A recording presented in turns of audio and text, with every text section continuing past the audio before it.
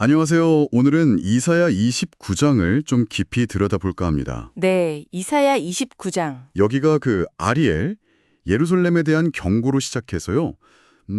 영적 무감각, 또 회복의 약속까지 이야기가 아주 극적으로 흘러가죠. 맞습니다. 당시 유다 백성들의 어떤 영적인 현실, 그걸 날카롭게 보여주면서도 또 하나님의 큰 계획, 그 구원의 실마리를 놓지 않는 장이죠. 특히 아리엘이라는 이름이나 봉한 책, 이런 비유들이 참 인상 깊어요. 네, 곱씹어 볼 만한 상징들이 많습니다. 처음부터 슬프다 아리엘이여 이렇게 탄식하잖아요. 하나님이 직접 예루살렘을 치시는 듯한 그런 그림이 그려지는데 고통이 클 거라고 예고하는 것 같아요. 그렇죠. 심판의 주체가 하나님이시니까요. 그 고통이 정말 땅바닥에 엎드릴 만큼 클 거라고 하죠. 4절에 보면 목소리가 땅에서 나고 티끌에서 말하는 것처럼 아주 낮아진다고 묘사돼요. 그런데 바로 여기서 또 반전이 있죠? 네, 바로 그 점이 중요합니다. 그렇게 예루살렘을 괴롭히던 그 많은 대적들이요, 갑자기 정말 순식간에 사라진다는 거예요. 마치 먼지나 겨처럼요. 네, 티끌이나 겨처럼 허무하게요.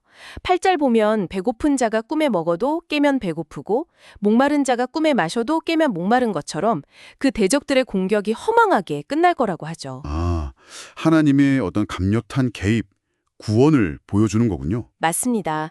아주 극심한 고난 중에도 하나님께서 이렇게 예상치 못한 방식으로 구원하실 수 있다는 소망.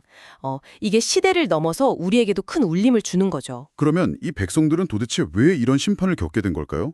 9절부터 보면 그 이유랄까 영적인 상태를 지적하는데 네, 그 부분이 참 아프죠. 너희는 놀라고 놀라라. 너희는 맹인이 되고 맹인이 되라. 이런 표현이 나와요. 심지어 취함이 포도주 때문이 아니라고 하고요.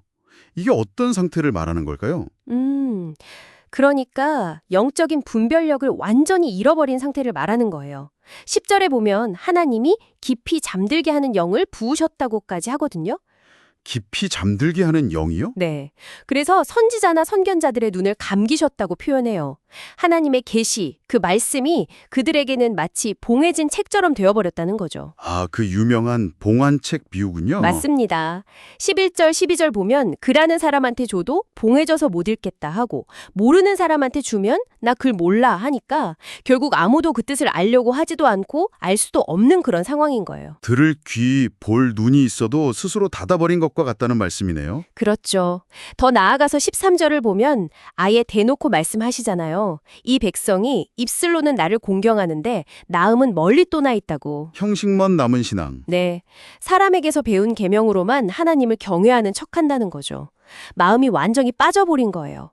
그래서 오히려 그들이 가진 지혜나 명철이 오히려 하나님의 일을 가로막게 될 거라고 14절에서 경고까지 하시는 겁니다. 참 무서운 말씀입니다. 그런데 여기서 그치지 않고 자기들 계획을 하나님께 숨기려고 하는 모습까지 나와요. 15절에요. 네, 스스로 깊은 데서 계획을 숨기면서 누가 우리를 보려, 누가 우리를 알랴 이렇게 생각하는 거죠. 심지어 16절에서는 마치 자기들이 하나님보다 더 지혜롭다고 여기는 듯한데요. 바로 그 오만함을 토기장이와 진흙 비유로 깨트리시는 거예요. 진흙 조각이 어떻게 자기를 만든 토기장이를 향해서 너는 나를 만들지 않았다거나 너는 총명이 없다고 말할 수 있겠냐는 거죠. 피조물이 창조주를 판단하려는 것 자체가 얼마나 어리석은지를 보여주는 거군요. 네, 하나님의 절대적인 주권, 모든 것을 아시고 주관하시는 그분 앞에서 인간의 꾀라는 것이 얼마나 헛된 것인지를 아주 강력하게 말씀하시는 대목입니다. 이렇게 질책과 심판이 이어지다가 근데 또 분위기가 확 바뀝니다. 17절부터는 놀라운 회복의 약속이 주어지네요. 맞아요. 여기서 다시 한번 반전이 일어나죠. 레바논, 그 백향목 숲으로 유명한 곳이 기름진 밭으로 변하고 또 그 밭은 다시 숲처럼 울창해질 거라고요. 완전한 변화, 회복을 상징하는 거죠. 단순히 자연 환경의 변화만을 말하는 건 아닐 것 같은데요. 그렇죠. 이게 중요한데 이 회복은 영적인 차원의 회복과 연결됩니다. 18절을 보면 그날에 못 듣는 사람이 책의 말을 들을 것이라고 하잖아요. 아까 그 봉안책과 연결되는 거군요. 네, 바로 그거죠. 봉해져서 아무도 이해 못했던 그 책의 말씀을 이제 듣게 되고 어둡고 캄캄한 데에서 맹인의 눈이 볼 것이며 영적인 눈과 귀가 열리는 거예요. 와, 그럼 그 이전의 문제들이 다 해결되는 거네요? 네, 19절부터 보면 겸손한 자, 가난한 자들이 하나님 안에서 기쁨을 얻고 반대로 강포하고 오만한 자들, 남을 해치려던 자들은 다 사라질 거라고 약속하세요. 야곱의 자손, 그러니까 이스라엘 백성들이 이제 부끄러움에서 벗어나서 하나님을 제대로 경외하게 된다는 말씀도 있고요. 맞습니다. 그리고 마지막 24절을 보면 마음이 혼미하던 자들이 총명해지고 원망하던 자들이 교훈을 받게 될 것이다. 이렇게 궁극적인 소망으로 마무리가 됩니다. 심판 중에도 결국 포기하지 않으시고 회복을 계획하시는 하나님의 그 신실하심을 보여주는 거죠. 이런 흐름을 보니까 우리 삶에서도 혹시 잠들어 있는 영적인 부분은 없는지 또 회복되어야 할 부분은 무엇인지 돌아보게 되네요. 네, 그렇죠. 오늘 이사야 29장을 쭉 따라가 봤는데요.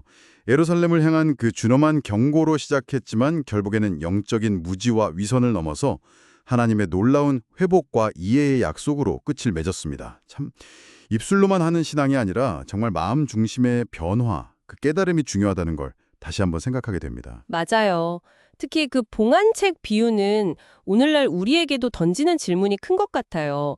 혹시 나에게 주어진 어떤 말씀이나 지혜 혹은 삶의 중요한 메시지가 이해하기 어렵거나 받아들이기 힘든 그런 봉안책처럼 느껴지고 있지는 않은지. 아, 그럴 수 있겠네요. 만약 그렇다면 왜 그 책이 나에게 봉해져 있을까? 어떻게 하면 그 봉인을 풀고 정말 그 안에 담긴 참된 의미를 만날 수 있을까? 한번 깊이 생각해 보시는 것도 의미 있지 않을까 싶습니다.